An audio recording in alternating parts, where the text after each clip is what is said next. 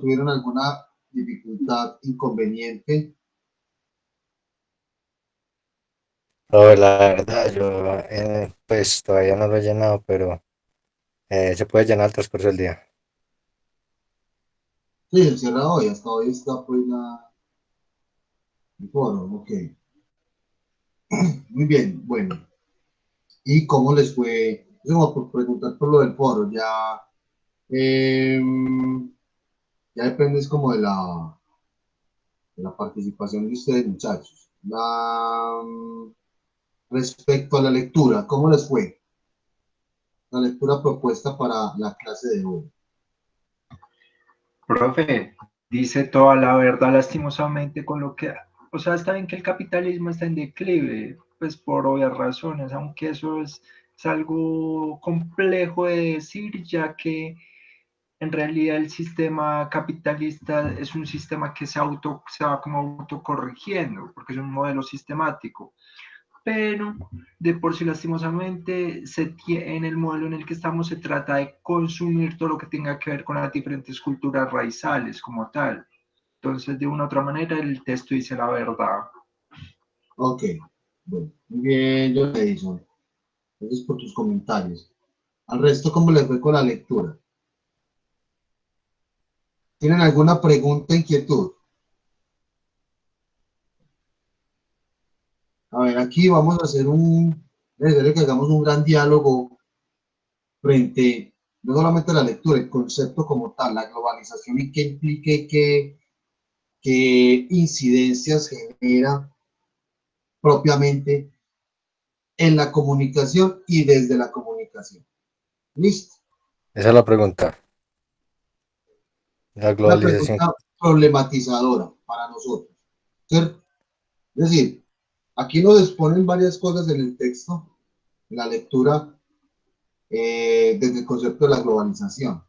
Cómo nosotros, a partir de esto que leímos y lo que vamos a ver en este momento, lo debemos de migrar o articular propiamente al campo o al terreno de la comunicación y medios. Porque la globalización no solamente es un asunto que se da así como así y ya. ¿Cuáles son como aquellos aparatos o aquellos elementos funcionales o los engranajes que hacen que la globalización, digámoslo de esta manera, haya pegado tan duro y haya generado tantas incidencias, sobre todo, por ejemplo, en este lado del mundo, en el Profe, contexto latinoamericano? Yo les profe, pido, por favor, yo les digo, qué pena. sí, tranquilo. Todos los comentarios de las preguntas las vamos a tener aquí guardaditas porque les voy a mostrar y vamos a ver esto con mucha atención. Debate. Debate realizado sobre la globalización para que observen desde la diversidad o los diferentes puntos de vista que hay, qué más se nos dice de la globalización. Entonces, guardemos estas preguntas, estos comentarios. Vamos a ver esto muy juiciosamente, muchachos. Y cuando ya terminemos de este debate, ya ahí sí armamos toda una gran discusión con todo lo que se nos dijo y todo lo que nosotros comprendimos y todo lo que nosotros sabemos y hemos experimentado propiamente desde el concepto de la globalización, desde este fenómeno. ¿Sí? Entonces, muchachos, les comparto pantalla. Vamos a ver eh, este debate y espero que no sea muy significativo. Estamos viendo pantalla. Sí, Sí, profe. muy bien.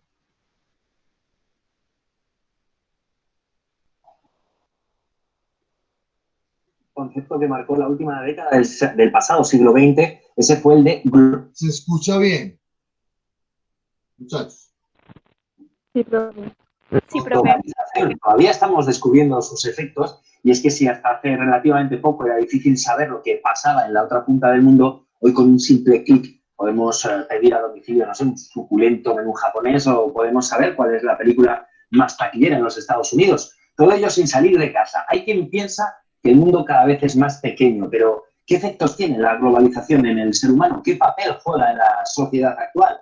Lo debatiremos con los siguientes invitados. Paso a presentarles a Jorge de los Santos, pensador y artista plástico. Muy buenas tardes, compañero. Buenas tardes, querido. Saludamos también a Mónica Lleva, escritora, coach y economista. Bienvenida. Hola, buenas tardes. Y por último, saludamos también a María José Fariñas Dulces, catedrática de Filosofía del Derecho y subdirectora del Instituto de Estudios de Género de la Universidad Carlos III de Madrid. Bienvenida. Gracias, buenas tardes. Bueno, pues me gustaría empezar por saber qué es esto de la globalización.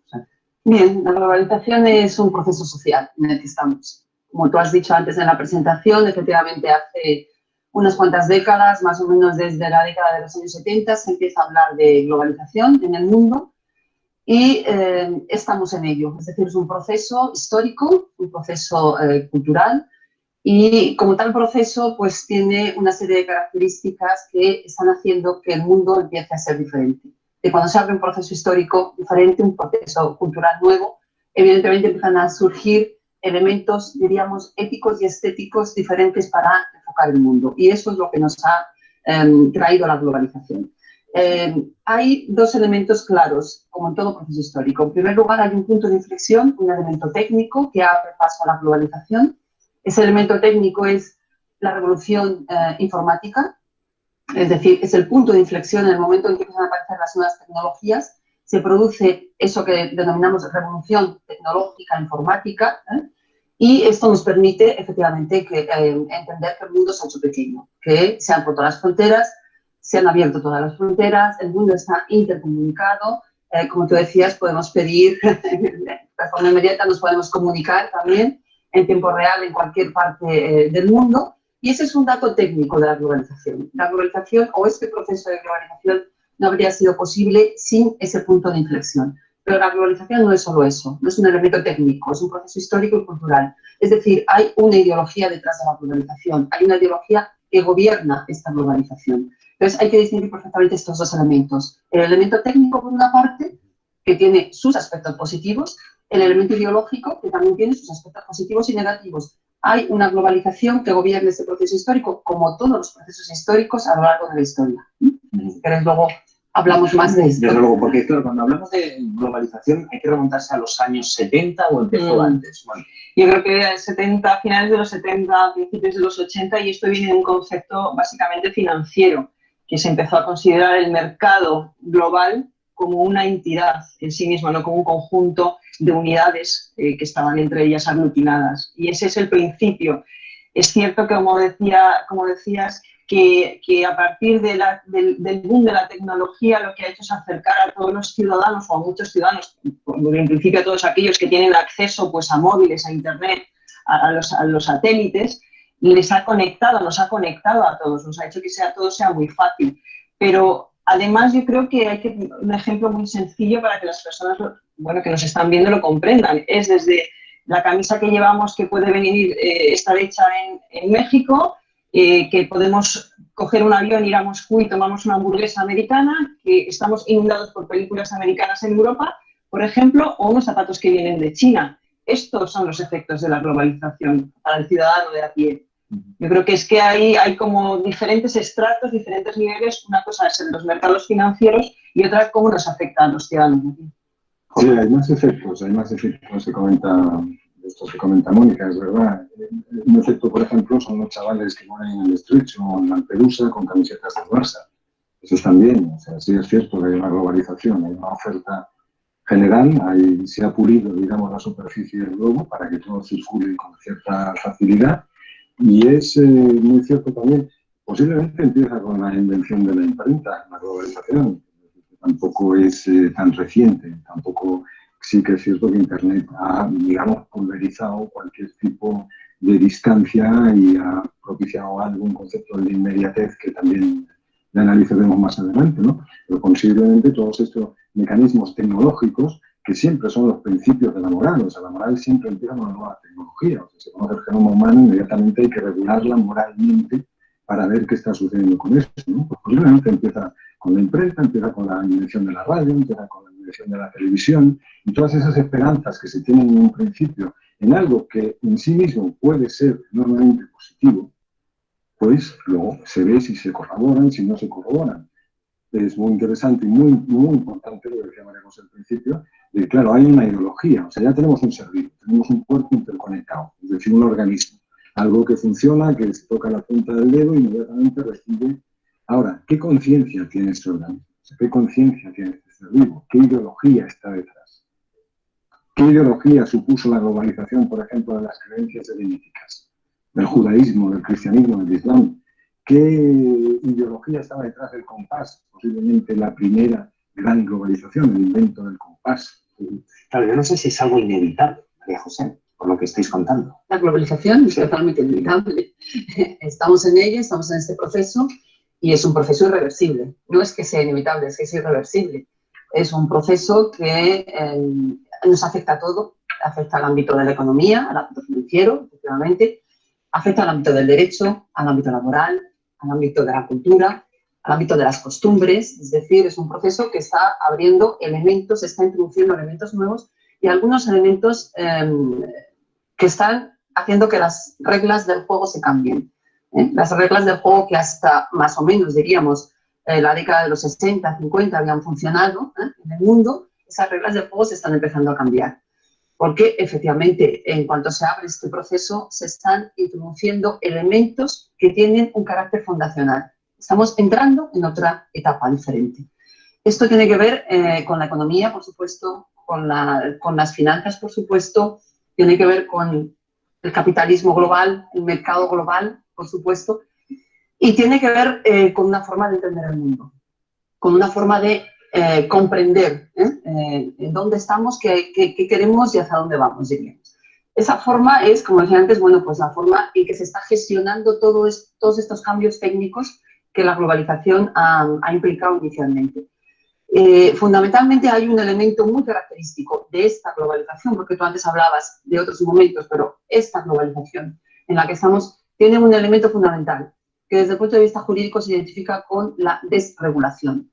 La desregulación es la técnica jurídica más evidente de la globalización. Y esa desregulación, eso, dejar elementos que no están regulados, que están sin regulación en el mercado, en las finanzas, en la economía, en el mercado laboral, todo eso está teniendo unas consecuencias, efectivamente, en la sociedad. Consecuencias positivas, consecuencias negativas. Consecuencias que afectan a todos. Consecuencias que nos afectan a todos, efectivamente. Es decir, cuando nosotros hablamos, por ejemplo, antes decías, bueno, llevamos una camisa fabricada en China, está claro.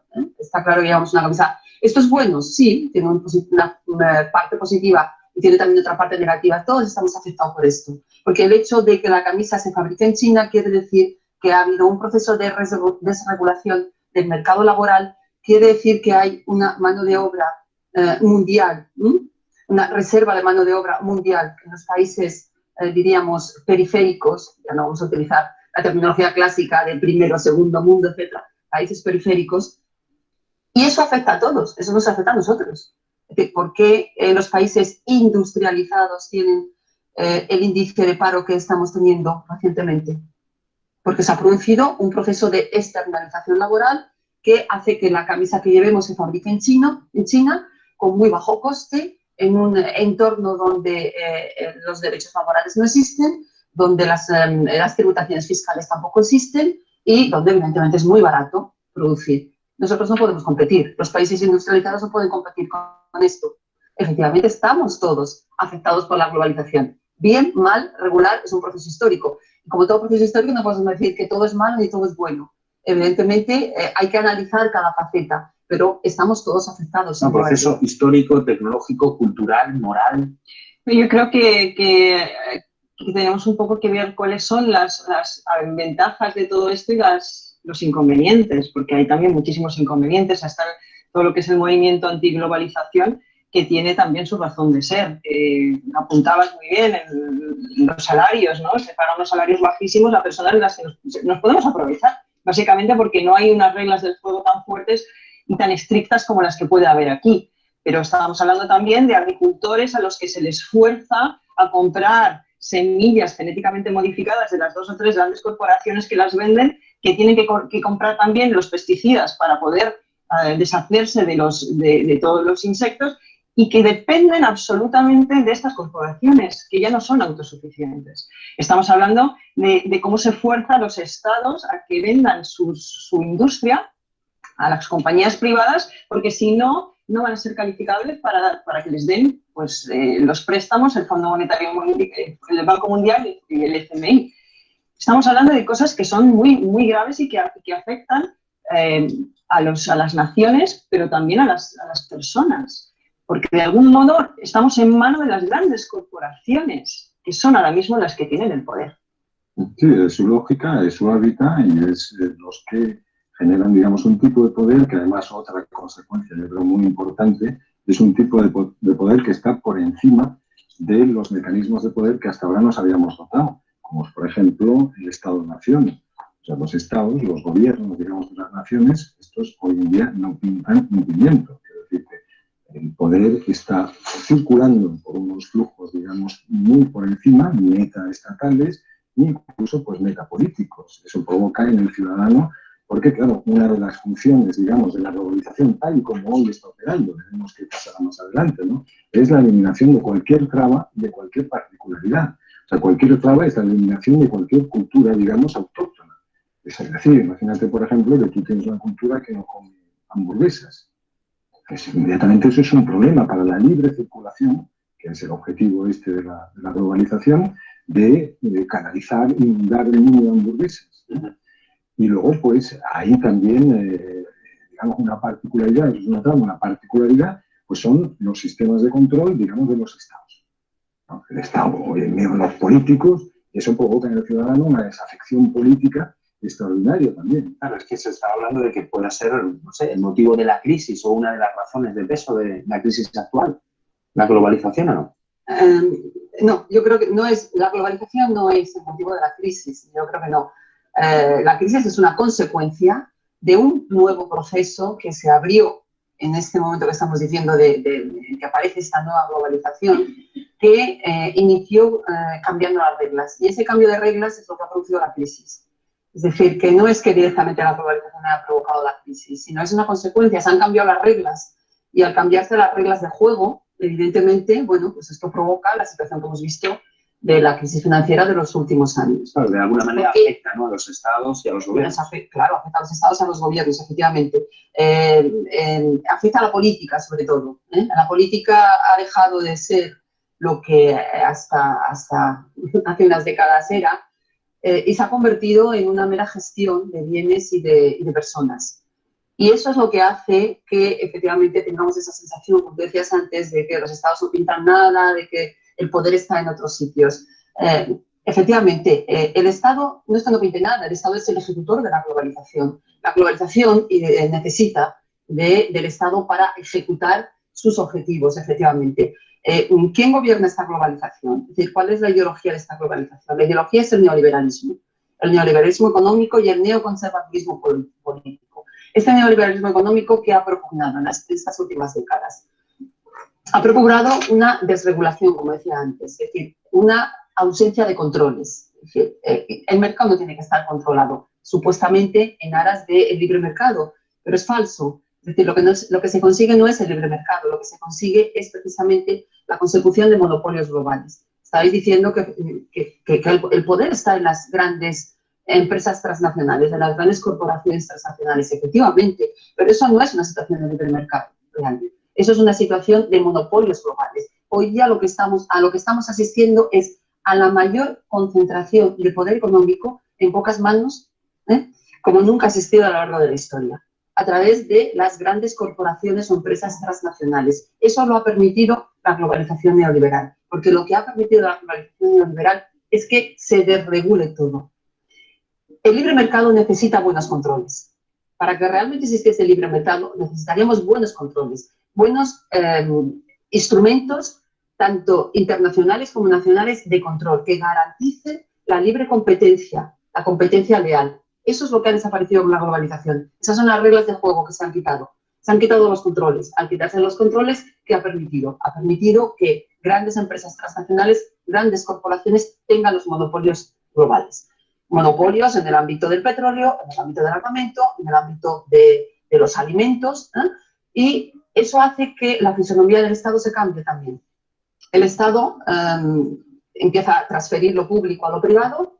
En las últimas décadas hemos asistido a amplios procesos de privatizaciones y el Estado se convierte ya no en un Estado privatizado, como a veces se dice, sino en un Estado corporativo, un Estado que está vinculado a las grandes corporaciones globales transnacionales. Y ahí lo que tú decías, que efectivamente el poder está ahí. Entonces, la política se convierte en una mera gestión de bienes y de personas y se rompe con toda esa dimensión utópica, con esa dimensión de bien común, de interés general, de procurar conseguir valores para todos los individuos, bienestar para todos los individuos, y ahí la crisis del Estado social. Ya el Estado no se ocupa del bienestar de las personas, se ocupa de la seguridad física de las personas única y exclusivamente, y toda la estructura económica está generada en base a grandes corporaciones vinculadas también al Estado. Está todo globalizado.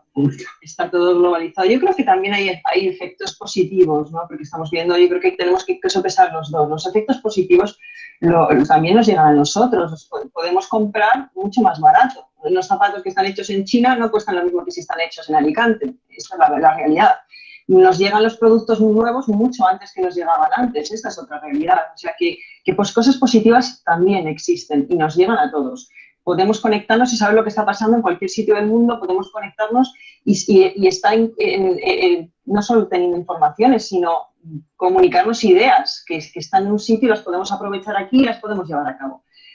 Cosas positivas tiene, pero claro, este es el problema cuando no hay ninguna regularización, cuando el libre mercado realmente no es tan libre, como decías, cuando ese trasvase de riqueza y de medios tendría que darse a todos los países involucrados, y esto no es real. Estamos hablando también que el 80% de la población está en los países menos desarrollados y, sin embargo, solamente el 15% del gasto en educación se da ahí y el 7% en salud, por ejemplo.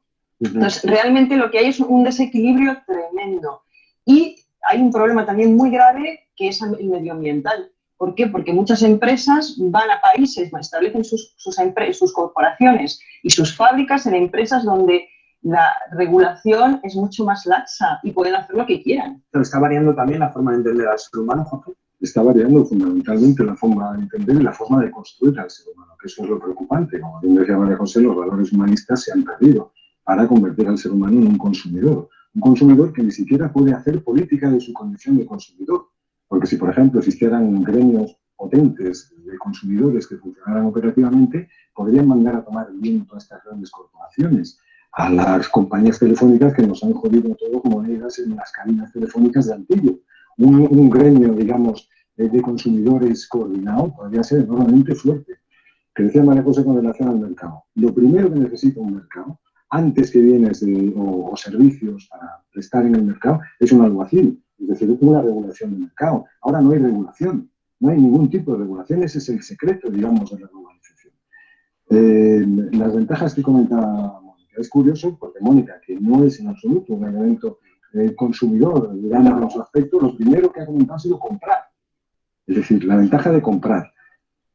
Es verdad que hay otras ventajas, que debería haber otras ventajas, como obtener los flujos, digamos, de información con una enorme habilidad. Pero eso nos mete en otro segundo estado, que es el estado de atontamiento por necesidad absoluta de sobreinformación y de la novedad. Es decir, un poco cuando hablamos del tema de la actualidad, es decir, perdernos el presente por estar enganchados a una actualidad concreta que lo único que hace ese cuerpo globalizado es que sea extraordinariamente temeroso, que sea un miedoso, porque se ha dado cuenta que si se rompe la uña del dedo gordo, le duele.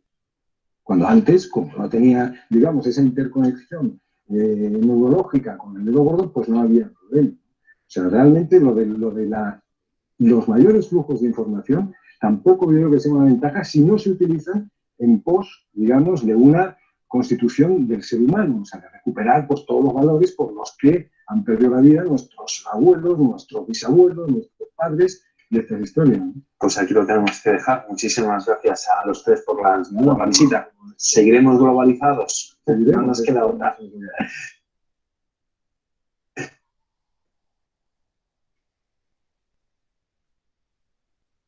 Muy bien, muchachos.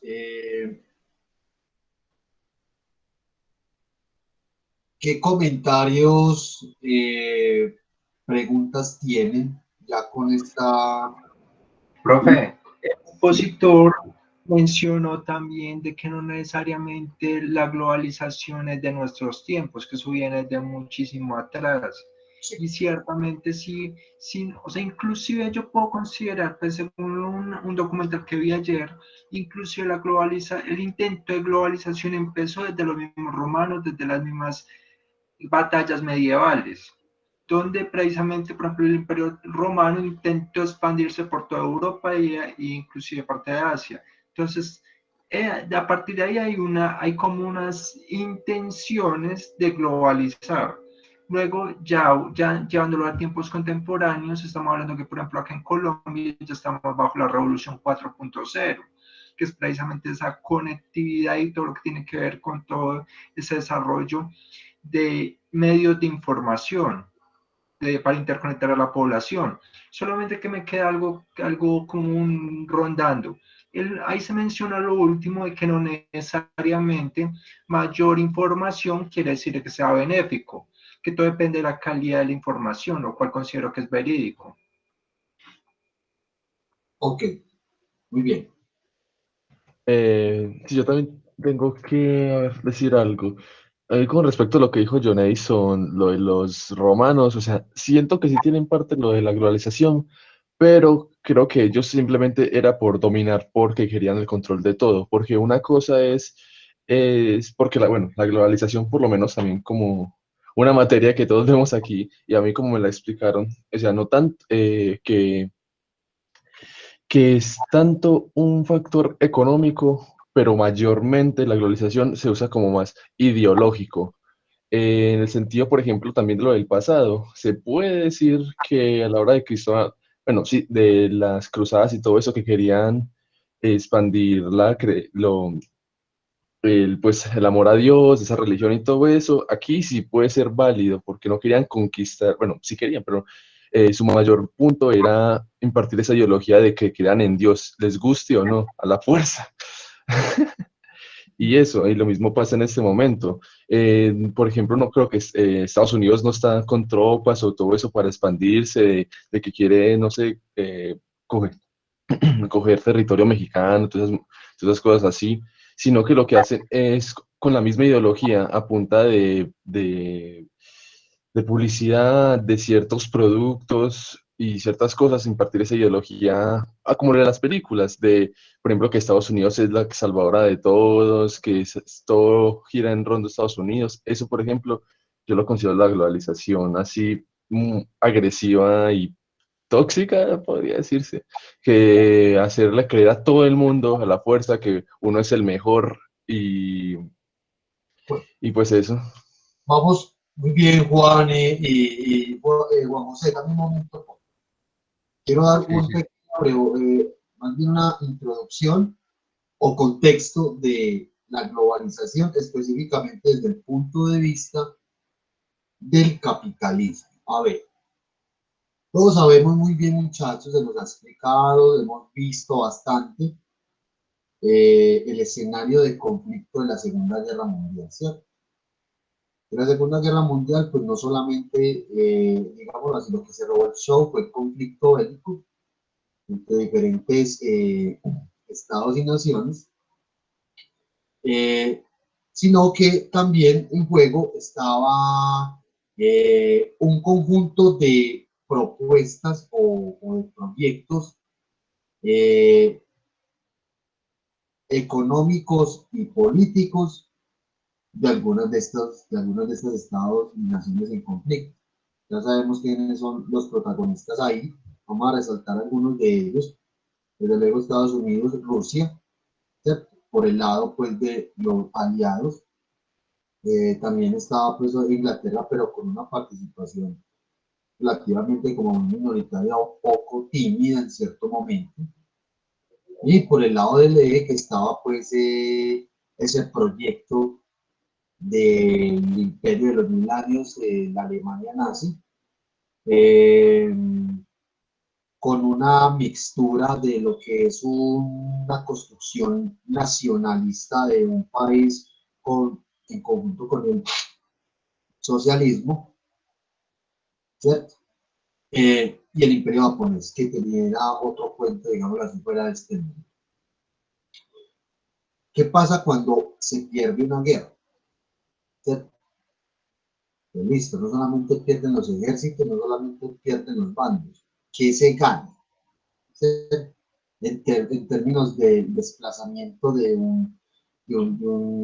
una concepción o un proyecto político y económico de una nación, pues empieza a plantar o se empieza a posicionar en diferentes lugares del mundo, precisamente en aquellos que quedaron devastados y aquellos que fueron estados perdedores, ¿cierto? El elemento aquí catalizador de la globalización no se puede decir de que fue propiamente lo que la pérdida o quienes ganaron en la Segunda Guerra Mundial. Pero el hito de la Segunda Guerra Mundial fue un grito a voz alzada, un llamado a voz alzada, perdón, al mundo, el hecho de que los que ganaron tenían más poder sobre otros estados y otras naciones del mundo, y por ende esa demostración de poder no se ve reflejado solamente en el manejo o en el control de un territorio, ¿cierto? Eso es una de las acciones más visibles que hay. Lo cierto es que apoderarse de ciertos territorios, ciertos lugares, ciertos espacios del mundo, lo que genera es obviamente llevar toda la propuesta política, económica, ideológica, entre otras, a estos espacios, a estos lugares, a estos territorios. Entonces, cuando empezó la división o la subdivisión más bien interna de Alemania con el tema del muro de Berlín, y se entró a este tema, también lo hemos conocido y nos lo han mencionado, que es la Guerra Fría. Guerra Fría, ¿por qué? Porque no hubo contacto de conflicto en términos de términos militares, ¿cierto? Era toda una paranoia, un rifirrafe entre me van a atacar, ¿cierto? Pero no hubo precisamente un conflicto bélico, por eso lo denominaron Guerra Fría. Lo cierto es que más que ese temor, ese miedo infundado en todo el mundo, era una pelea en términos ideológicos, políticos y sobre todo económicos de esas propuestas o de esos proyectos denominados capitalismo socialismo, ¿cierto? La Unión Soviética quebró inevitablemente, ¿por qué? Por la financiación, bueno, entre otros conflictos internos en su nación, por una financiación tan extensiva de la expansión del socialismo en diferentes lugares del mundo, ¿cierto? En algunos países de Latinoamérica, en Asia, por ejemplo, incluso en algunos países de África, ¿cierto? Entonces, se gastaron un montón de dinero financiando las luchas subversivas y otras manifestaciones de tipo socialistas, precisamente pues para expandir ideológicamente y políticamente lo que era la doctrina comunista como tal, ¿cierto? Lo cierto es que este proceso de la globalización, el concepto como tal, si bien algunos investigadores o teóricos se anticiparon a hablar de la posibilidad de interconectar el mundo, las diferentes naciones del mundo, como un proyecto integrador de esas mismas naciones y un proyecto que intentaba integrarlos no solamente en materia tecnológica, sino obviamente desde lo económico, perdón. ¿Qué pasa cuando ese proceso de integración, de articulación transnacional cae en manos precisamente de una de estas propuestas que estamos hablando? Ya sabemos de antemano que el gran vencedor de todo este asunto fue el capitalismo, ¿cierto? Como dato adicional, muchachos. La caída del muro de Berlín, entonces, el muro no solamente lo tumbaron físicamente, simbólicamente es el triunfo del capitalismo sobre cualquier otra propuesta o proyecto económico político del mundo y sobre todo la derrota del comunismo. Eso es lo que significó simbólicamente la caída del muro de Berlín, ¿cierto? O sea, fue como levantar la reja para ya poder volver para entrar del todo, ¿cierto? Aunque ya venía caminando el capitalismo como proyecto en diferentes lugares del mundo. Dato adicional, muchachos, en el debate se nos menciona un término que hemos escuchado recurrentemente y que quizás de pronto no lo hemos entendido muy bien o no sabemos qué significa, ¿cierto? Es el término neoliberalismo, ¿cierto? El neoliberalismo. El neoliberalismo es un proyecto económico, político, ideológico, cultural, industrial, entre otros, que es pensado desde el capitalismo, pero para ciertas regiones del país, de ciertas regiones del mundo, perdón, ¿cierto? De hecho, esos documentos, porque eso es una formulación como tal, existen. Y hay neoliberalismo, perdón, se pensó para este contexto, este escenario de Latinoamérica, para Centroamérica, para África, incluso para Asia. O sea, el neoliberalismo como proyecto capitalista se pensó para las diferentes regiones, teniendo en cuenta sus necesidades, supuestamente, ¿cierto? Y sobre todo, pues como estratégicamente lo que las regiones representan para Estados Unidos. Entonces, para los que quieran consultar, muchachos, esos documentos,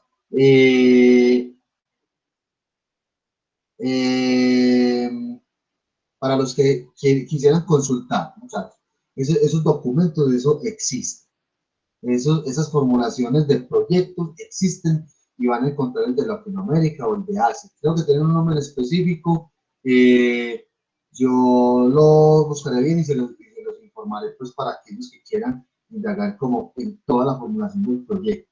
Entonces, el derecho que no se menciona como estos aspectos impositivos. Simplemente se menciona la propuesta de intervención económica por parte de Estados Unidos en esta región, ¿cierto?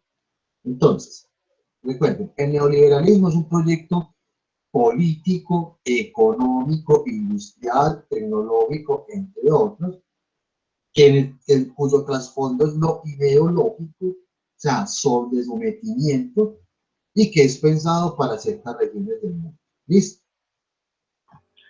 Profe. Ya te voy a dar la palabra, yo le dije a un compañero ya para que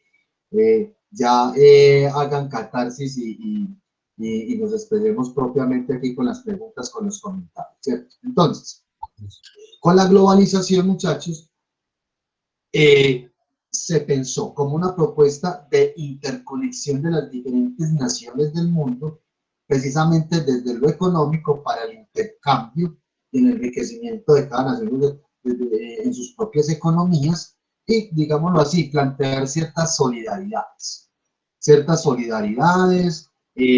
ayudas, el trabajo en conjunto, en fin, pero eso es como lo bonito, no se ve lo de atrás. ¿Por qué nos interesa a nosotros hablar de la globalización? Porque en ese intercambio de mercados, en esa construcción colectiva o articulada más bien de las economías, pues entran a jugar o entran en juego, en el terreno de juego, una serie de aspectos o elementos supremamente frágiles y son los que más resultan golpeados desde esa lógica de la globalización pensada desde el neoliberalismo. O sea, es que la globalización en sí mismo uno la entiende y uno la ve y no es mal. Lo cierto es quiénes son los que imponen las políticas económicas, ¿cierto? Entonces, lo que pasó con la globalización o lo que empezaron a advertir con la globalización fue que no solamente se intercambian productos, ¿cierto? Como nos lo mencionaban, por ejemplo, acá en el debate, perdón, ¿cierto? Sino que hay un elemento fundamental para entender la globalización, o más bien el efecto impositivo de las acciones de la globalización, y es la cultura. sea, la clase de hoy con la globalización y lo que debemos de abordar hoy en función de la cultura es vital para empezar a entender todo este asunto que hemos venido hablando de los medios de comunicación y algunas teorías y cómo es que eso incide específicamente en la identidad, en la cultura, ¿cierto?, de las personas. No solamente es un asunto de la percepción, ya estamos hablando de asuntos cada vez más complejos y profundos. Entonces, la cultura, y ahí viene donde lo que deberíamos de ir leyendo, la lectura propuesta, y es que la cultura, como bien lo hablábamos desde la escuela de Frankfurt, con la teoría crítica, la cultura de masas, la cultura se convierte en un producto, en una mercancía. En el debate nos mencionaban ejemplos como, por ejemplo, valga la redundancia, la camiseta que uno compra o que a uno le ofrece el mercado, ¿cierto? Entonces, la cultura no es un asunto, muchachos, que solamente se materializa en un objeto de manera simbólica, sino que obedece precisamente a una construcción mucho más compleja que define a un grupo poblacional determinado frente a otro. Y a su misma vez, la cultura sirve para dar cuenta de la historia de ese grupo de personas, el presente y su proyección de futuro. Entonces, ¿qué pasa cuando en el contexto de la globalización la cultura se convierte como si fuera una mercancía y cómo eso atraviesa continentes y se incorpora de tal manera en las culturas locales, ¿cierto? Miren las contraproducencias que genera todo este tipo de cosas. Entonces, hasta el momento hemos hablado, miren todo lo que les acabo de comentar, pues, aquí nos entró en juego la cultura como concepto y como uno de esas víctimas de la globalización, para ahorita mirar cómo entran los medios de comunicación aquí a jugar. Muy bien. Aquí les quería dar este contexto y no me quiero parar en la palabra porque los quiero escuchar a ustedes, ¿cierto? Entonces, estaba por ahí, iba a intervenir John Edison, iba a intervenir por acá también Juan José. Juan José, muy bien. Empecemos con John Edison, a ver qué es John Edison. Profe, Sí. yo considero que en este momento nosotros estamos en un punto de inflexión. Ciertamente lo que es el neoliberalismo con respecto a la salud se está viendo fuertemente alterado porque se le está inyectando recursos públicos. Sí. Aunque en la economía naranja, o sea, todo lo que tiene que ver con la cultura, con todo esto, va a haber una posibilidad de que se aumente lo que es ese formato neoliberalista por lo que tiene que ver por la misma crisis de la pandemia. Entonces, digamos que en este momento, lastimosamente, con la economía naranja lo que se busca es regularizar mucho lo que es la cultura. Por ejemplo, yo no sabía que en los buses ya está prohibido colocar música, porque eso hace parte de la misma reglamentación de la economía naranja, por los derechos de autor y todo lo que tiene que ver estas regalías. Y otra cosa, lastimosamente, los fondos como ASIM, Prosaico, tengo entendido que tienden a ser muy parcializados para los grandes monopolios, lo cual nos lleva a que los pequeños productores, los pequeños compositores, no reciban beneficios económicos por regalías, por derechos de autor, lastimosamente. Bien, John Edison, ahorita tocamos el tema de la economía naranja, que es como complejo entender en estos momentos, ¿cierto? Por aquí, otro compañero. Bueno, no, pues con respecto al tema de la globalización, pienso que netamente la globalización se da es por la comunicación, ¿cierto? Porque digamos que la comunicación es lo que ha eh, generado pues el desarrollo de la sociedad y lo que ha expandido pues el mercado. Como decía pues el compañero John Edison anteriormente, estoy de acuerdo que en épocas pasadas ya se hacían pues como procesos como yendo a esa globalización y a ese término que hoy conocemos, digamos con el camino de la seda o pues con los intercambios en el comercio, ¿cierto? Pero ya se generó el término globalización gracias a lo que es esta interconectividad que tenemos por medio del Internet y esto generó que ya hubiera una comunicación instantánea con todo el mundo, ¿cierto? Y teniendo una comunicación instantánea con todo el mundo, se hace pues como un intercambio de saberes y de culturas que puede afectar y repercutir en cada sociedad, como en Colombia, por ejemplo, vemos, somos el reflejo de muchas culturas del mundo, ¿cierto? Por nuestra forma de vestir, por la música que escuchamos. Entonces, ese proceso de globalización genera, digamos, también como una pérdida de identidad en las diferentes culturas del mundo. Otra cosa que quería decir sobre la globalización, yo iba a mencionar algo sobre el neoliberalismo, pero lo tengo en la punta de la lengua, pero se me escapó. Bueno, eh, voy a pensar y si me acuerdo, vuelvo a intervenir, listo. Claro que sí. Sí, muy bien. Bien, Juan José.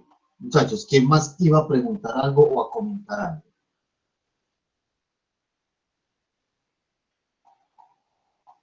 Nadie más.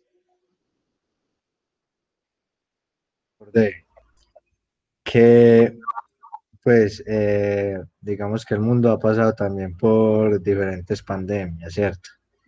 En Europa, la peste negra, pues la peste bubónica, todo eso. Pero gracias a este fenómeno de la globalización y la interconexión del mundo por medio de las aerolíneas, de la internet y el intercambio de mercados entre todo el mundo gracias al neoliberalismo y todo esto, pienso que es un factor principal, y una de las principales causas de por qué el coronavirus se expandió hasta los rincones más recónditos del planeta. Muy bien, Juan José.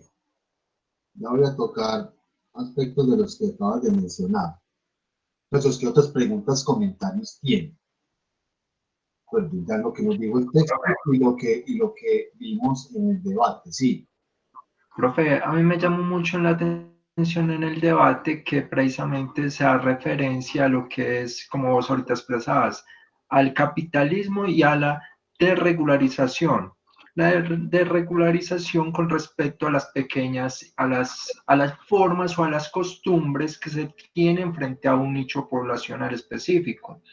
Es como decir, lastimosamente, los pequeños empresarios, los pequeños productores, como volví y dije y como expresé ahora, no tienden a ser beneficiarios, bueno, tienden, o sea, hay como unos aportes como capital semilla y todo esto para iniciar, pero posteriormente para competir con los grandes monopolios les es muy difícil y prácticamente entran en la quiebra absoluta. Entonces, no sé, eso es como un desequilibrio muy alto actualmente con la globalización. Ok, muy bien. Hay una cosa que hay que entender, muchachos, y es cómo... Me acordé de otra cosa que iba a decir. ¿Quién Que, estaba? ¿sí me escuchan? Juan José, sí, es que pensé que estaba hablando de otra persona porque hay como un eco por ahí. Sí, Juan, dale. Que algo que me pareció pues interesante del debate y que me parece que pasa actualmente es que digamos que con respecto al poder político, digamos que gracias a la globalización la economía sobrepasa digamos a la soberanía de los países porque los poderes se concentran en las grandes corporaciones como lo mencionaban, ¿cierto? Y me parece que el control del mundo lo están empezando a tomar esas grandes corporaciones, teniendo en cuenta que las más poderosas son las que tienen que ver con el ámbito de la comunicación.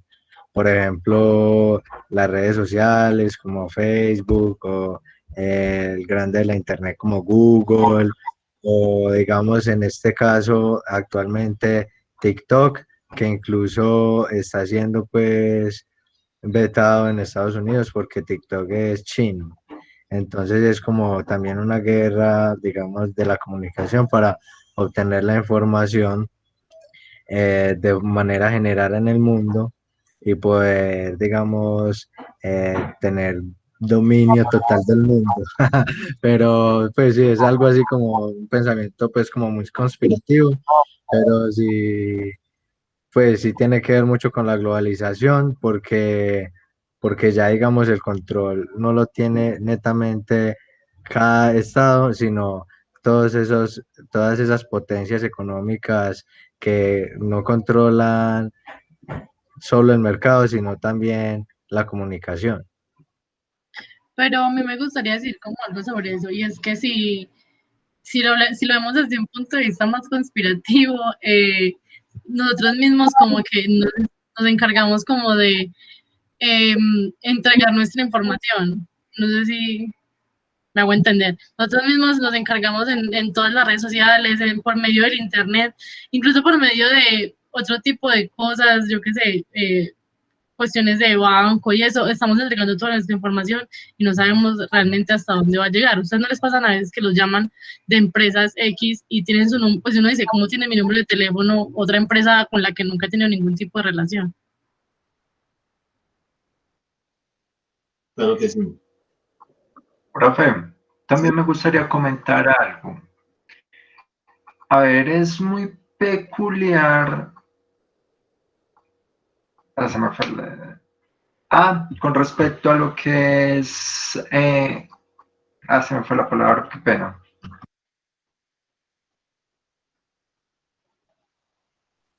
Profe, yo pues quiero como que los compañeros me expliquen eso, pues porque no quiero decir que esa sea mi postura, pero por ejemplo lo que yo he entendido de los compañeros es que ven globalización como una evolución del imperialismo, porque vemos que mencionaron los imperios romanos, la, la emancipación de la Iglesia Católica por medio de las cruzadas y todo eso, que fueron acciones imperialistas. Entonces quiero como que los compañeros me expliquen si, pues me digan ellos si ven la globalización como una evolución del imperialismo. Y pues además quiero como recalcar que el neoliberalismo viene siendo como la cúpula del capitalismo, como la máxima evolución del capitalismo, y por eso mismo vemos que son las grandes empresas y los países capitalistas los que tienen estas ideas tan como neoliberales y como tan opresoras frente a los países menos desarrollados. Sí, yo quiero contestar pues como lo que dice Carlos. Pues vuelvo pues teniendo en cuenta lo que está diciendo de lo del imperialismo y todo, yo quiero recargar un pensamiento que siempre he tenido y una reflexión a la que he llegado, es que el mundo siempre ha sido igual, pero de una manera diferente, ¿cierto? Entonces, digamos que siempre el mundo se ha basado en conquistas. Siempre unos quieren conquistar a otros, y eso lo plantea nuestro amigo Hegel con la dialéctica del amo y el esclavo, ¿cierto? Entonces, siempre el mundo se ha basado en eso. Digamos, como en la Iglesia Católica, lo que quería era conquistar el mundo. El Imperio Romano quería conquistar el mundo. Los mongoles quieren conquistar el mundo. Y en la actualidad, con las dinámicas de la globalización y la interconectividad, gracias a la Internet, ya los que quieren conquistar el mundo y los que quieren pues, tener el control del mundo, digamos, ahora son las grandes corporaciones o los poderes económicos, ¿cierto? Y ahí es donde, digamos, el control económico sobrepasa al control político. Antes se manejaba, pues, digamos, las conquistas desde lo que es la política, desde lo que fue, pues, las guerras, las tropas que llegaban a saquear hasta mis hijueputa y a violar a todo el mundo y a colonizar, digamos, como lo hacía Alejandro Magno, que ponía a tener hijos a sus tropas con las mujeres locales. Y también, digamos, otros tipos de conquista como las cruzadas de la Iglesia Católica. Y en la actualidad, las conquistas ya se hacen por medio de la economía. Por eso es que vemos actualmente que no son guerras, pues hay guerras, pero por allá en Medio Oriente y todo, pero digamos que ya las guerras por el poder y el control del mundo no son así que se van a un lugar a darse plomo y a cuchillarse y a mocharse la cabeza, ni tampoco ya queda tirarse bombas nucleares ni nada, sino que todo es económico por medio de la comunicación y el que tenga el control de la comunicación va a tener el control del mundo. Por eso es que, por eso es que digamos que en Estados Unidos vetaron a TikTok, porque digamos Estados Unidos y China son las dualidades actualmente y digamos las potencias que quieren tener ese control total del mundo y quieren conquistar al mundo, porque a eso se ha basado la historia de la humanidad, pura conquista, yo te mando a vos y yo soy el que tengo el control y yo soy el putas y entonces vos te tenés que subyugar ante mí eh, y cumplir pues como con todas las normas que yo estipule, ¿cierto? Entonces en este momento la conquista se basa en la comunicación y en la economía. Pues hasta hay gente que piensa que el COVID puede ser parte de todo este bololo y de toda esta guerra, porque está China involucrado, porque Estados Unidos se vio muy afectado, porque China se vio beneficiado por el virus a pesar de que tuvo origen allí. Y, y no, pues básicamente es eso, pues gracias a la globalización cambiaron las dinámicas de lo que es la dialéctica del amo y el esclavo, las dinámicas, digamos, entre el deseo de conquista que siempre ha estado predominante en la historia de la humanidad y ya pasó del plano de la guerra a un plano económico y de comunicación. Mira, que es algo muy peculiar, que por ejemplo China hizo una donación para lo que fue la parte del coronavirus y todo esto, pero esos mismos recursos fueron inyectados de nuevo a China comprándole respiradores.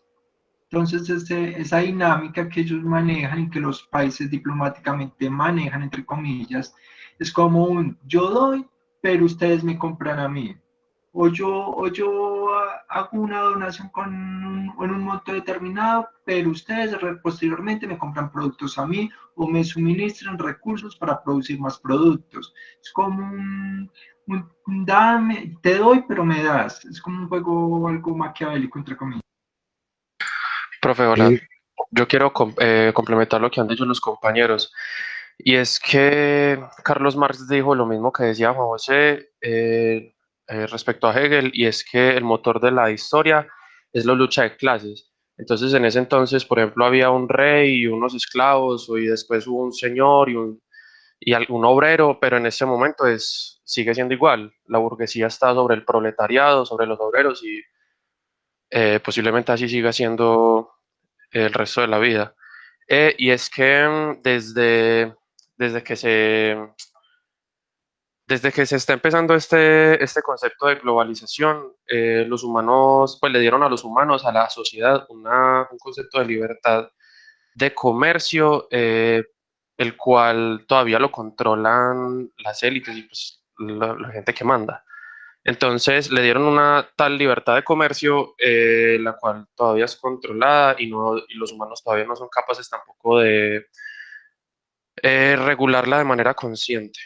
Entonces lo que ha hecho es que, por ejemplo, antes las sociedades vivían buscando como un bien, como una estabilidad, por decirlo así, aunque haya una opresión y una represión. Lo que hizo esta libertad de comercio y que haya sido todo como buscando plata y bienes materiales fue que hacen que las cosas no se acaben en un punto, sino que trata de mejorarlas y mejorarlas y mejorarlas una vez más, lo que genera que pues, sea una revolución casi que infinita. Otro aspecto que me gustaría como mencionar es con respecto a la publicidad. digamos que hay libertad de que cada uno compre lo que quiera o adquiere el producto que quiera, pero ciertamente la misma publicidad dice de que si adquiere un producto específico va a pertenecer a un gremio de mayor alegría, que va a tener una recompensa muchísimo más emocional, por decirlo de alguna manera, lo cual hace que ese juego entre lo que la publicidad y lo que es como ese control social sea muy vigente en nuestros días. Digamos que complementando ahí con lo que dice John Edison, eh, sí, la publicidad básicamente es plantearle una necesidad a las personas para que adquieran un producto, ¿cierto? O digamos, tener, digamos que los humanos, desde que nacemos, eh, nos empezamos a comunicar con base en el ejemplo. Entonces nosotros hacemos lo que los demás hacen, ¿cierto? Hacemos lo que nuestros papás hacen, porque lo primero que vemos cuando nacemos son personas, ¿cierto? Entonces, digamos que eso es lo que, así es como controlan al mundo, planteando un estereotipo, diciendo, vea, es que digamos, el reggaetonero está pinta y tiene los mejores carros, tiene las mejores viejas, entonces es feliz por eso, tiene la mejor finca, entonces es feliz por eso. Entonces eso genera como, digamos, eso en las personas, puede ser inconscientemente, pues para las personas que no reflexionan en eso. Inconscientemente ellos quieren ser como son ellos, porque ellos ven en ellos como ese estereotipo, esa felicidad. Y como desde que nacieron lo que hacen es replicar lo que hacen los otros humanos, por eso es que nosotros aprendemos a hablar, por eso es que nosotros tenemos pues como ciertos comportamientos, depende de donde nazcamos. Pero gracias a la globalización lo que quieren es generar, digamos, con base a la publicidad y con base a esos estereotipos, esa necesidad para poder tener un control de las masas. Muy bien, Juan, muchachos. ¿Algún otro comentario, compañeros, para recoger las diferentes impresiones que acaban de hacer ustedes, muchachos? Aquí en el chat hay una intervención, una consideración muy importante que menciona Viviana, ya también la vamos a tocar. Muy bien, muchachos. Lo que ustedes han dicho, más que interesante, más que importante, es pertinente para seguir entendiendo este fenómeno de la globalización, que si bien se nos menciona y si bien se discute o reflexiona desde un campo eminentemente político, económico, tecnológico, entre otros, desde luego que todos y cada uno de ellos son imprescindibles de entender, ¿no es cierto? Y es que para efectos de nuestra lectura y de nuestra comprensión y desde nuestro propósito es entender desde la globalización cómo se configura todo un asunto de la comunicación y los medios y cómo eso incide en la cultura. En la cultura vamos a empezar a encontrar varias respuestas, muchachos. Entonces, todo lo que ustedes acaban de decir, muchachos, que es fruto de sus experiencias de construcción del conocimiento, de saber, de instrucción, hay mucha validez en muchas de las cosas que ustedes han mencionado. Lo cierto, muchachos, entonces aterrizando a lo que estábamos, lo que nos compete de pronto, o entender o armar con toda esta estructura, es lo siguiente, y es, ten en cuenta lo que ustedes acaban de decir. La globalización como un efecto, digámoslo así, es una especie de efecto o consecuencia de lo que es la implantación de los modelos capitalistas de tipo neoliberales en ciertas regiones del mundo, lo que trae consigo mismo es en sí mismo una desregularización de las economías locales. Es decir, no se plantean propiamente unas políticas económicas que permitan en ese contexto, en ese escenario de la economía del libre mercado, del libre intercambio, precisamente de que este productor o estas industrias digámoslo así, no acaben, por ejemplo, a las otras, que eso es lo que se plantea dentro del contexto del neoliberalismo, que los productores locales, las empresas micro o estas economías apenas emergentes, precisamente terminen sumergidas, ¿cierto? Precisamente por lo que pasa precisamente por la presencia fuerte y el avance a pasos agigantados de las grandes industrias y corporaciones del mundo que controlan, ¿cierto? Eso es lo que provocó el modelo o el esquema neoliberalista, perdón, en cada una de las regiones del mundo, ¿cierto? Entonces, por un lado, se nos plantea desde un concepto muy romántico que no, que el liberalismo, el capitalismo como tal, trae consecuencias positivas para la humanidad, pero ya hemos asistido precisamente a estas consecuencias un poco o muy positivas, por ejemplo, para las economías locales. Pero bueno, seguimos aquí entonces colocando el tema de la cultura y qué tiene que ver la cultura con todo este asunto, ¿cierto? Profe, pues yo quisiera poner un ejemplo sobre eso que vos estás diciendo de esas corporaciones y empresas que se devoran a las otras. Sí. Pues acá, digamos, yo he notado eso y lo he visto en Colombia, pues digamos que igual yo creo que es una empresa colombiana, pero se da pues como digamos a pequeña escala acá en Colombia con los de unos. Juan, se te escucha muy poquito. Sí, sí. Ya me escuchan bien. Sí. Que se da en Colombia con los de unos. Que un de uno llega a quebrar todas las tiendas del pueblo o del municipio o del barrio, porque como lo planteaban en el debate, que eso puede generar un beneficio para los consumidores, pero no para las personas que están compitiendo o que también venden, digamos, los mismos productos que esas grandes corporaciones que entran a competir en el mercado y acabar con el resto porque sacan los productos más baratos, porque sí, empiezan a devorar a todos, son como una plaga, es como una plaga. O lo que pasa, por ejemplo, con el éxito, con los productos éxito, las arepas de éxito, el quesito éxito. Yo digo que el éxito no tiene empresas que la producen, pagan a maquiladores o empresas, o empresarios, y les compran el producto y colocan la marca del éxito, ¿cierto? O sea, la propia marca del productor no queda. Tú ves la marca del, ¿cierto?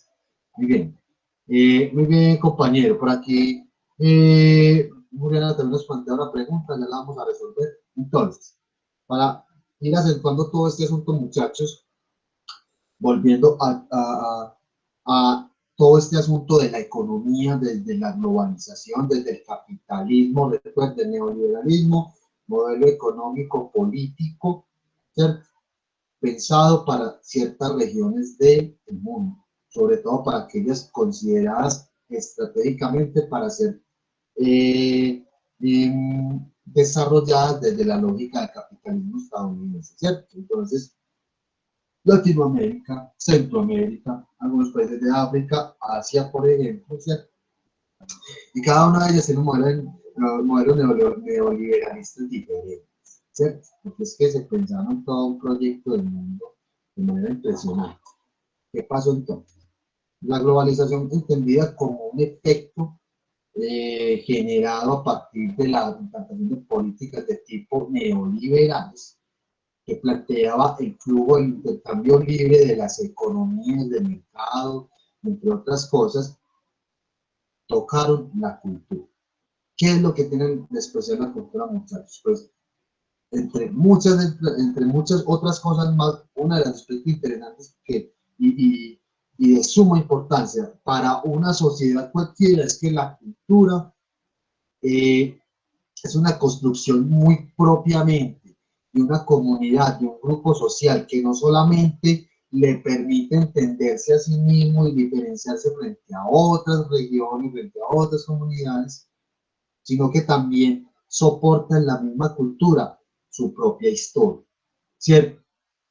Entonces, Si bien a nosotros no nos interesa la cultura, a mucha gente, sobre todo el ciudadano de a pie, ¿cierto? El ciudadano hijo de las metrópolis, comunidades como por ejemplo las indígenas o comunidades tan ancestrales como por ejemplo estas, ven en la cultura la única posibilidad de existir o de hacer existir su comunidad en el tiempo y en el espacio.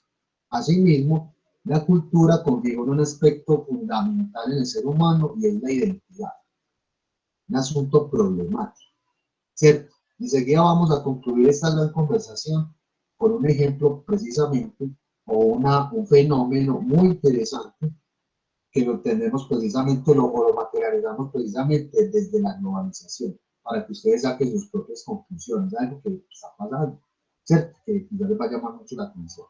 Entonces, el hecho es que con la globalización y todo lo que hemos hablado acá, el tema es que los medios de comunicación se han comportado como transmisores, no solamente de información o desde el punto de vista del mensaje tal cual como lo hemos trabajado, de informaciones, de contenidos y ya, se han convertido en transmisores de esos bienes culturales. Con la globalización muy rico que nosotros pudimos asistir a programación de otros países, por ejemplo, ¿cierto?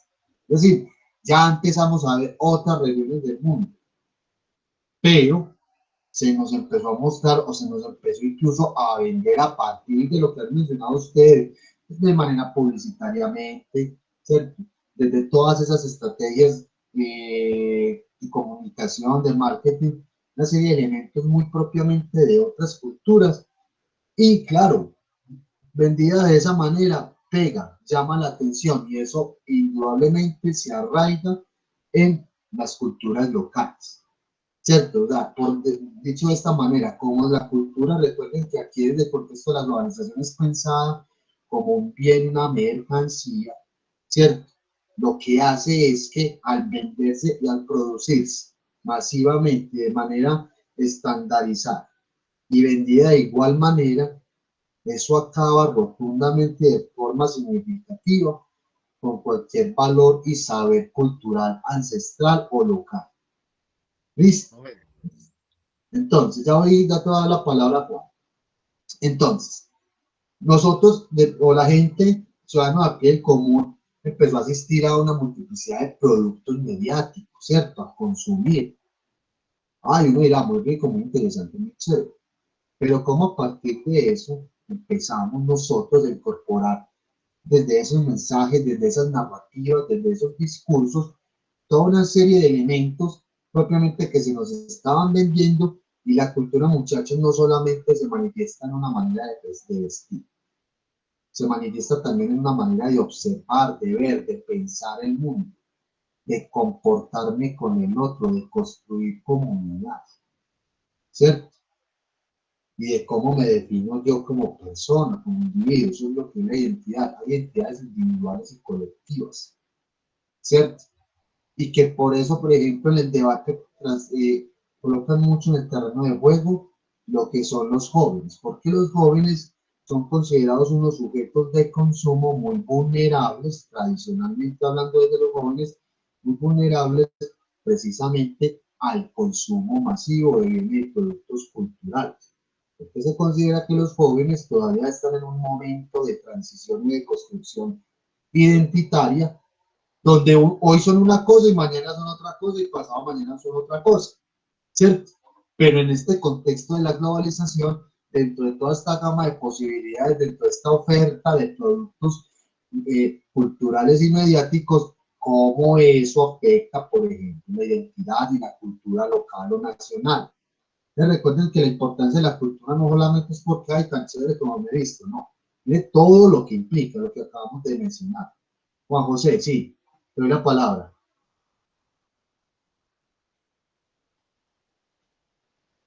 Ya me fue. Ya se le fue, porque no apuntó la pregunta, ¿cierto? Bueno, mientras se acuerda, por acá lo que nos dicen Viviana. Viviana establece un aspecto muy interesante y es por uno de los ejemplos o estrategias de resistencia para conservar la cultura, como lo menciona el texto, de algunas comunidades del mundo, ejemplo tal Brasil, ¿cierto? Ciertas comunidades que conservan sus raíces, sus tradiciones, para evitar que la globalización toque su propia cultura, su propia comunidad, y es, por ejemplo, ustedes saben muy bien que hay unos mecanismos de transmisión cultural, por eso los medios de comunicación tienen un papel fundamental acá, ¿cierto?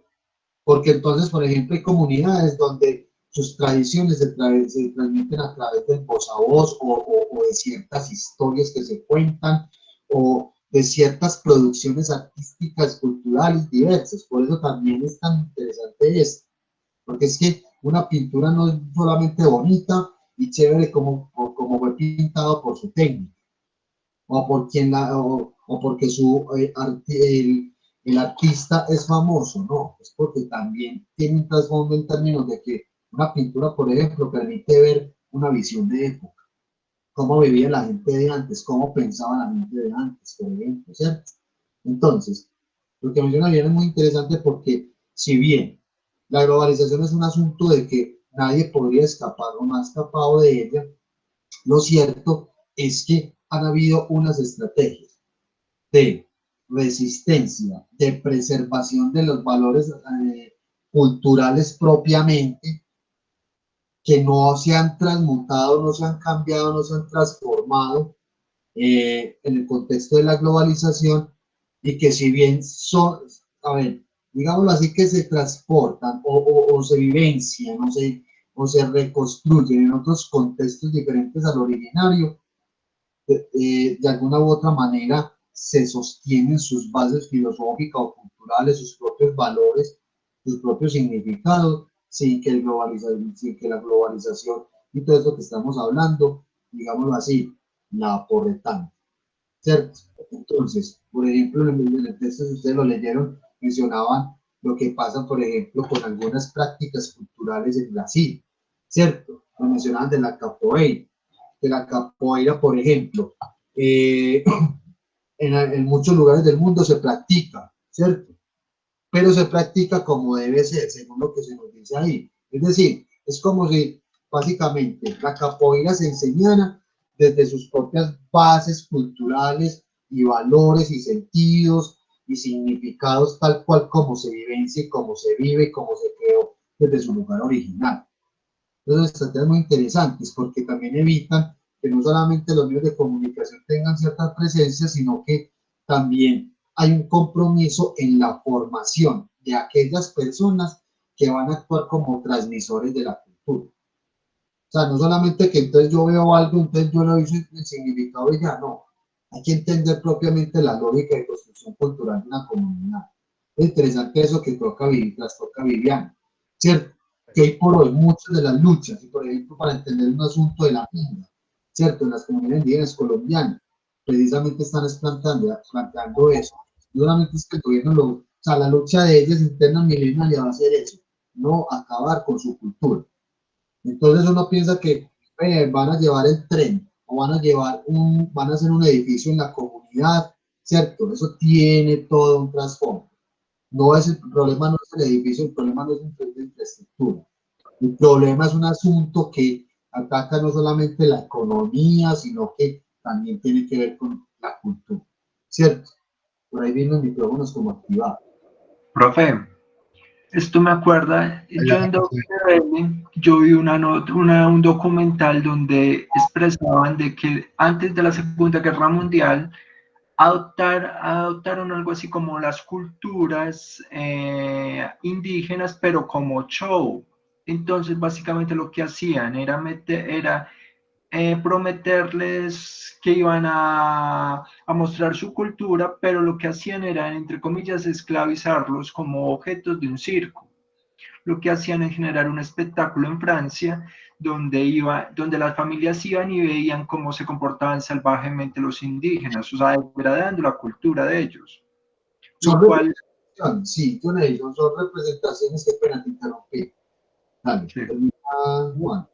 Que lastimosamente eso es muy, muy triste, que que la cultura se tome como un objeto, pero para explotación, y ciertamente en esta época se alterara lo que eran estas culturas como un show, como si fueran animales en un mostrador, lo cual es degradante. Y apenas cuando sucedió la Primera Guerra Mundial, que necesitaban armas, necesitaban personal para manejar armas, ahí sí los aceptaron como indígenas y como personas.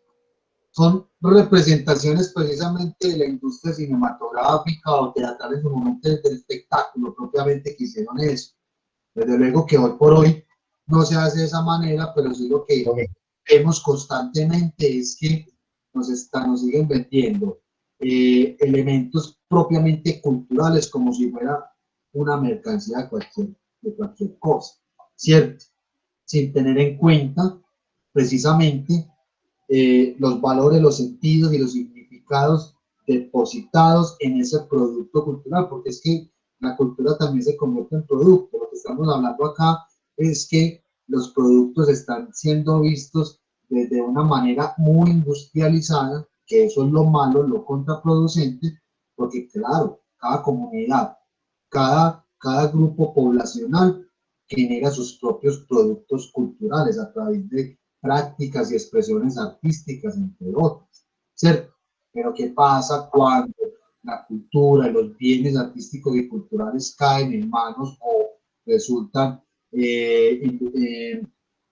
trabajados o pensados desde la lógica del neoliberalismo, por ejemplo? ¿Sí, Juan José? Sí, que ya me acordé de lo que iba a decir, que pues una cosa que leí pues estudiando eso de Hegel, que la cultura se genera a partir de lo popular, ¿cierto? Entonces, digamos, tocando el tema, ese tema que está diciendo Jonathan de la industrialización de la cultura, entonces precisamente es eso, cómo las grandes empresas toman la cultura. ¿Y la cultura de dónde se toma? Se toma del pueblo, de lo popular. Entre, digamos que entre más bajo, por decirlo así, entre más bajo, más gueto sea el lugar, más manifestaciones culturales existen, ¿cierto? O digamos, entre más limitada sea la comunicación, como en el caso de las tribus indígenas, más manifestaciones culturales existen. Entonces, lo que se hace desde la globalización para, digamos, la ¿cómo? A ver, no voy a ser capaz de decirlo. Homogen, ¿cómo?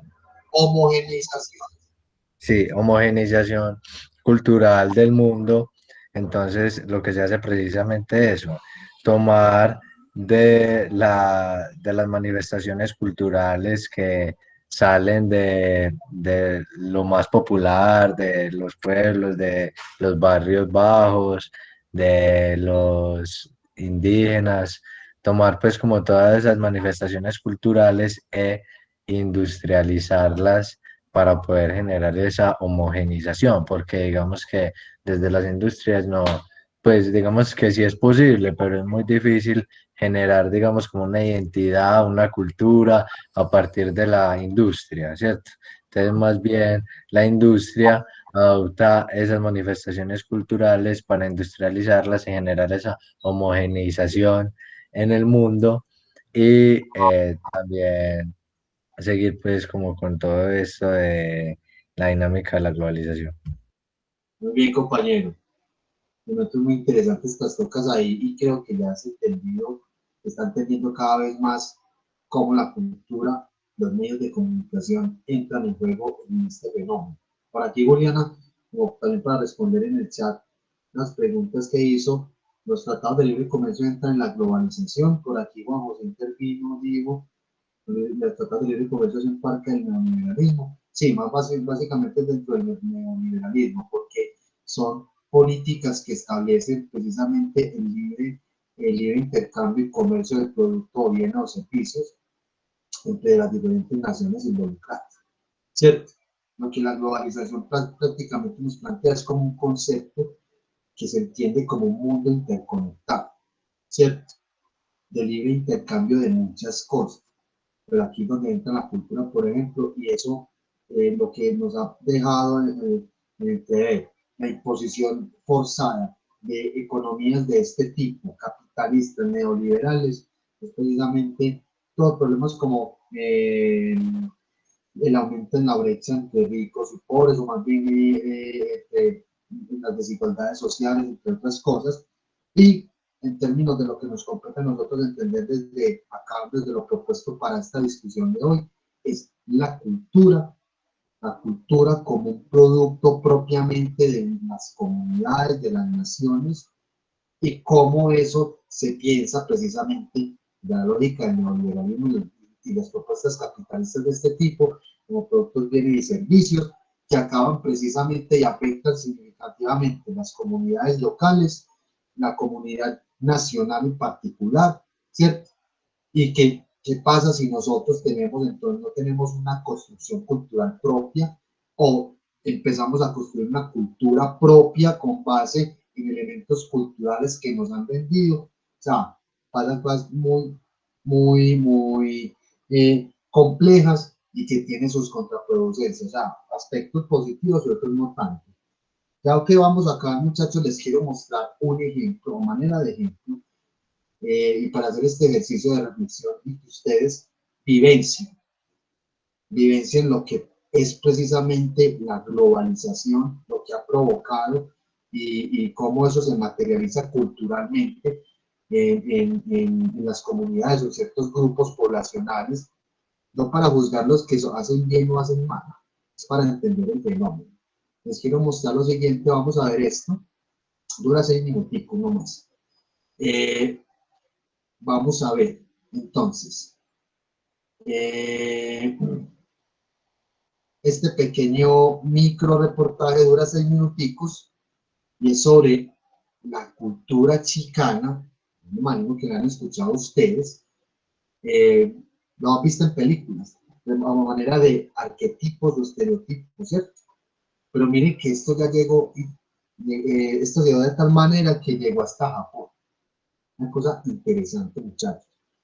Vamos a verlo entonces, se llama la cultura chicana, dentro de la subcultura chicana japonesa, ¿cierto? Vamos a ver qué nos dice.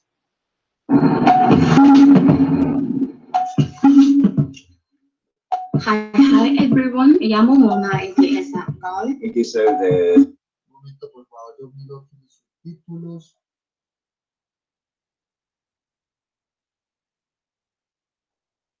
Muy bien, vamos otra vez.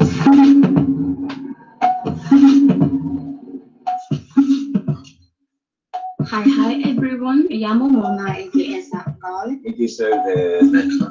Junichi Shimodara. And I'm Walter, your host. If you grew up in LA like I did, then you kind of understand just how big of a deal Chicana and Chicana culture is out there. And it's a way for people like myself to both honor the lives that we have here and the lives of parents left behind in Mexico. When I first heard that there were people copying Chicana culture in Japan, it seemed surreal. I really had no idea that this world could exist outside of LA.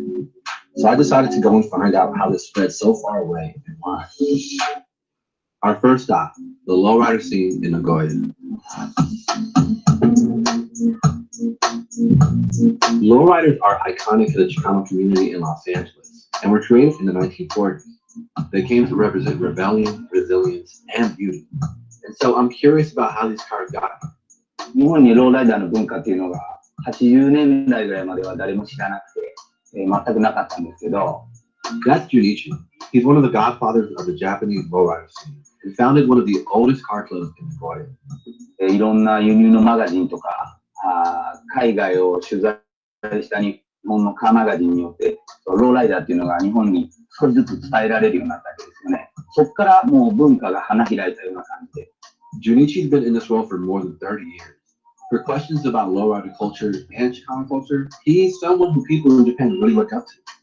車だけでなく、こう、なんていうんですかね、本当の、クルージングで聴くミュージックとか、クロージングとか、やっぱり何より一番大事なのは、向こうのその人たちが好きで友達になろうっていう気持ちがないと、それはただのローライダー2人の車をドライブしている人になって、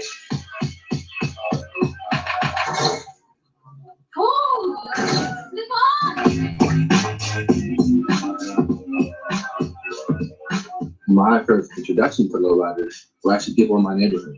My best friend and I growing up, we used to build these little lowrider model cars. All we wanted to do in life was just own these lowrider cars. Being here has been thinking about all of the cultures Japan has taken on in different ways. So it's not surprising that there are thousands of people here that are into Chicano culture. For our next stop, we're heading to Osaka, the cultural capital for Chicano fashion and art. Mickey Styles. Mickey Styles is a DJ, and he runs a shop called La Puerta that imports clothes from LA. Miami City. What's your most popular shirt? DGA. Why do you think people love this shirt so much? Mickey Styles reminds me of someone who I went to middle school. You know, like shaved head, baggy pants, baggy t-shirt. He goes to LA. He buys clothes and he buys gear. And he brings it back to Japan and has a thriving business. So when I thought about cultural appropriation and how oftentimes there's money being made from a certain culture and a certain community, he could potentially fit into that. でもリスペクトした上で、ファッションもやし、俺のライフスタイルの一部なんで、何言われても、だからってなります。Even though Mickey says he respects the culture, it was weird seeing so much of the LA Chicano gang scene represented in his store. So I wanted to meet Naika Funsta, an artist based in Osaka whose artwork focuses on the positive aspects of Chicano culture. 目に見える部分でチカノたちが出てくると、特に僕たち日本人だったり、そのチカノっていうのはそういうギャングと暴力な部分だったりとか、そのドラッグの部分だったりとか、僕は書きたくないと思ってて、家族やコミュニティを大切にしてっていうのを僕は書きたいなって思っているんで。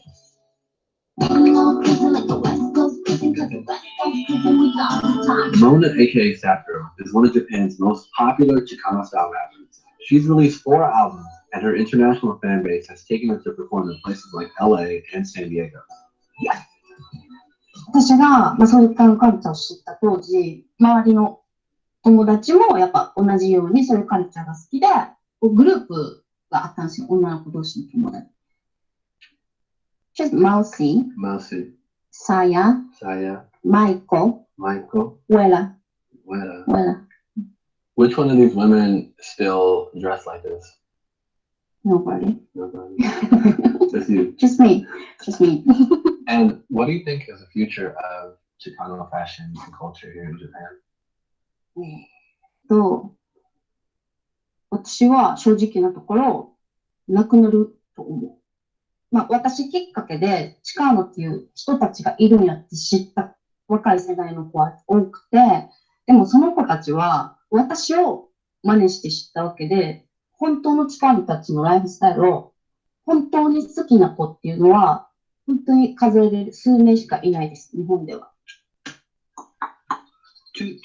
ワンツー、チェックワンツー。日本に生まれた意味がわからなくて、でもこのカルチャーに出会うことによって、私は家族のを大切にするのも分かったし、なんか愛とか、だからなんか、でもこのカルチャーを知ったことで、私は救われたと思ってる。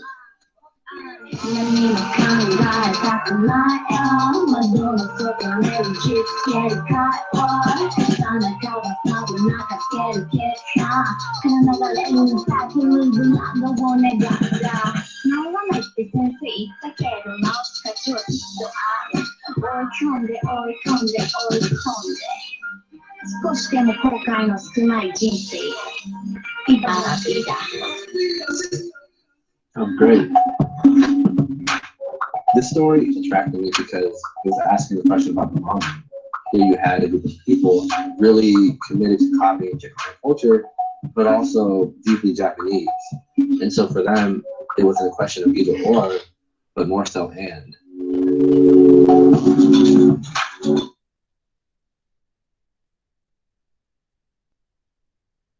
Muy bien, muchachos. ¿Cómo les pareció? ¿Lo habían visto antes? No, profe, no lo había visto, pero me parece muy interesante porque se resalta los valores más yacentes de la familia.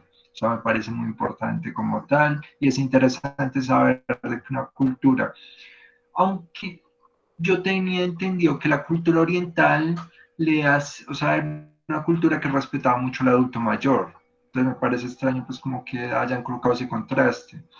Pero en sí el documental me parece chévere. Muy bien, John Edison, gracias por tu aporte. Todos esos conceptos que dice John Edison de que ellos respetan mucho al adulto mayor, todos se han ido convirtiendo mucho gracias a la globalización y a la adaptación de todo el resto de culturas que han entrado también allá. Ellos también se han visto afectados por el resto de culturas. Entonces, por ejemplo, la muchacha decía que ella conoce muy poco de esta cultura ya, por lo menos en Japón, pero por ejemplo, en Estados Unidos está muy regada esa cultura en ese momento, porque eso tiene unas bases, yo no sabía que se llamaba así, pero yo sí conocía la cultura más o menos.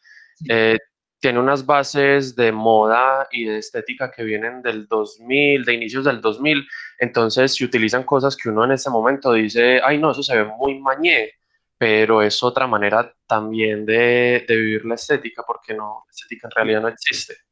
Entonces me parece muy chévere, profe. Muy bien, Santiago, mira, yo les explico algo. Eso lo han visto de pronto ustedes a manera de estereotipos o arquetipos en películas, ¿cierto? Lo hemos visto cuando nos vimos películas hollywoodenses de ese corte, esas narrativas de ese tipo, que nos mencionan o nos pintan, digámoslo así, nos muestran las pandillas en Estados Unidos, ¿cierto? Algunas de ellas, como estas, por ejemplo, conformadas por migrantes mexicanos, ¿cierto? Aunque para entender este asunto de la cultura chicana es interesante porque ellos vienen por allá desde los 70s, 80s y son propiamente migrantes o más bien hijos de migrantes, es decir, estadounidenses hijos de migrantes mexicanos. Entonces es un asunto de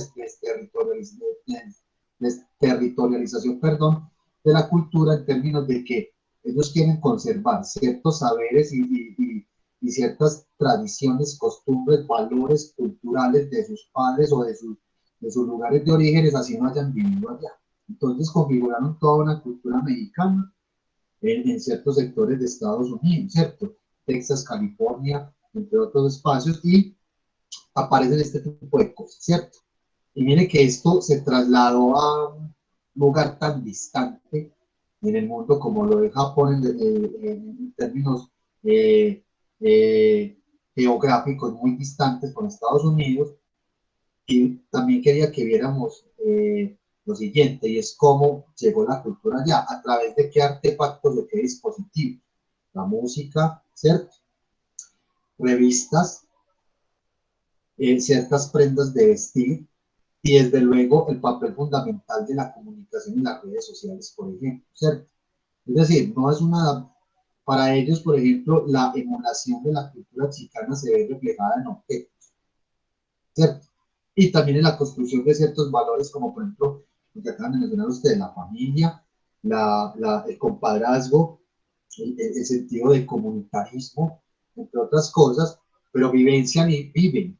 De hecho, esto es un pequeño reportaje y un poco más extenso, donde nos muestran, por ejemplo, las fiestas y las reuniones de ellos, son muy propiamente de la cultura. No podemos decir que hay una cultura japonesa en ellos precisamente, pero ellos configuran todo un asunto de vivir y sentirse desde lo chicano que estamos hablando acá, pero desde la lógica de ellos, ¿cierto? Muy interesante el fenómeno. Lo que queríamos, los coloqué de esta manera de ejemplo, muchachos, para observar que dentro del contexto de la globalización, el papel de los medios de comunicación y cómo la cultura puede ser vista en este caso también como un producto, ¿cierto?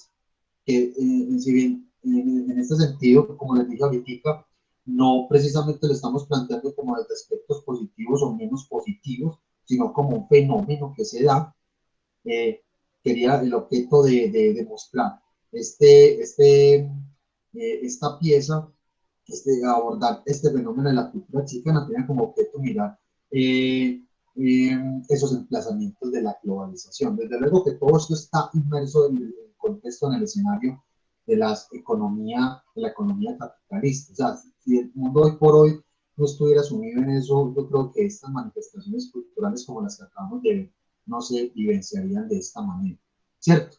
Pero entonces, y creo que fue muy interesante también el ejemplo que nos mostró y sobre todo el análisis que nos compete hacer a nosotros y es cómo se construye o cómo se configura la cultura a partir de la producción de ciertos bienes y servicios culturales y cómo se transmite, ¿cierto? Porque no solamente es un asunto de conversarlo con el otro, ¿cierto? Sino que hay productos o bienes propiamente culturales que tienen sus propios sentidos y significados y que eso se generan unas apropiaciones de la cultura a partir de ciertos objetos, ciertos elementos.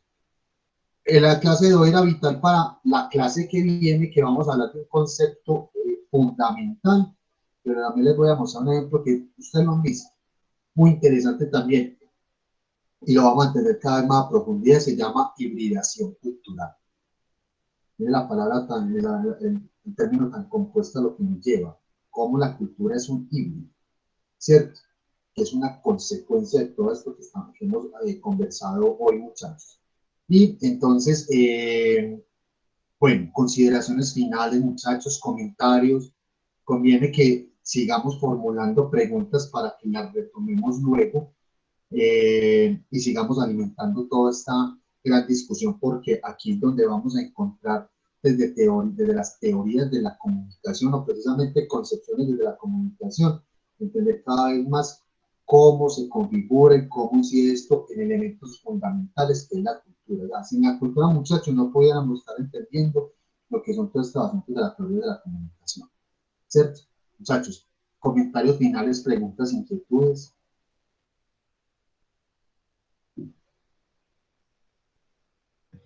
Profe, ahí se comprende por qué una película como Rápido y Furioso tuvo tanta boletería en taquilla.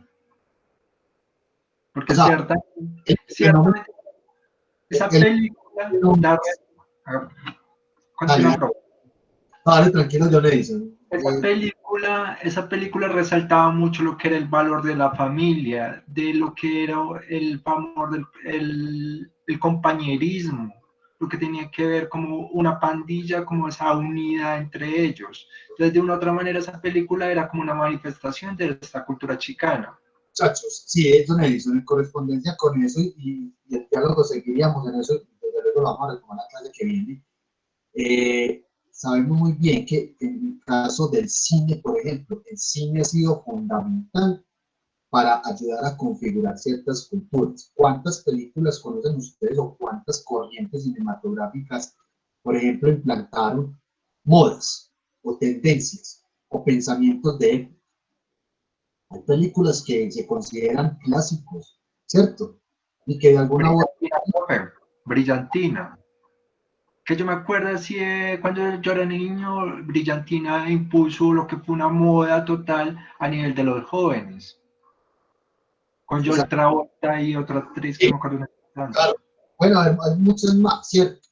Lo cierto es que al día de hoy, 2020, hay hasta incluso comunidades de fans y de hecho, comunidades un poco más generales que se refieren a una época, ¿cierto? O sea, para referirse a una época en particular, se refieren a una película, ¿cierto? O sea, la película constituye el único elemento, o quizás el elemento dentro del saber o la experiencia de la persona para dar cuenta de una época pasada. Una cosa interesante, ¿cierto? Pero también yendo más allá de eso, es observar cómo ciertas piezas cinematográficas han incidido precisamente en la configuración y la construcción de una cultura en particular, ¿cierto? En el caso latinoamericano tenemos varios, y desde luego que el papel de la televisión fue fundamental, pero son elementos que vamos a tocar la clase que viene con el concepto interesante que vamos a ver de hibridación cultural. También les voy a mostrar un ejemplo muy interesante que estoy casi que seguro que les va a llamar mucho la atención. Lo hemos visto, nos hemos reído de eso, pero nunca lo hemos visto desde esa... Algunos de pronto se han reído de eso, pero no lo hemos visto desde esta óptica, ¿cierto? Muchachos, bueno, faltan 10 para las 12. Yo creo que la clase de hoy fue muy productiva, muy interesante. Las perspectivas de ustedes fueron realmente valiosas. Espero que sigamos leyendo los textos con juicio. Creo que el texto que colocamos es pormenorizado, nos condensa mucho todo este asunto de la globalización y qué pasa con la cultura cuando se trabaja desde el neoliberalismo, desde el capitalismo. Recuerden, se convierte en productos y mercancías que tienden a homogeneizar la cultura, ¿cierto? Y que por consiguiente trae consecuencias muy positivas, precisamente para la cultura, para una sociedad, entre otras cosas. ¿Listo? Entonces, recuerden que el foro, perdón, cierra hoy, está abierto hasta las 11:59. Aprovechen el espacio, hagan muy buen diálogo y nos vemos dentro de 8 días. Listo, muchas gracias a todos y por favor vayamos dejando preguntas, o sea, Entonces, no se les vaya a olvidar, porque las vamos a retomar. entonces hoy se puede llenar el bono. Sí, ya es plazo hasta hoy, ustedes saben muy bien lo que hay de concertación de evaluación. Listo. Feliz día, como en salud para todos. Gracias, don Edison. Que estén muy bien, Gracias, muchachos. profe. Que estén muy bien. Gracias. Gracias, profe.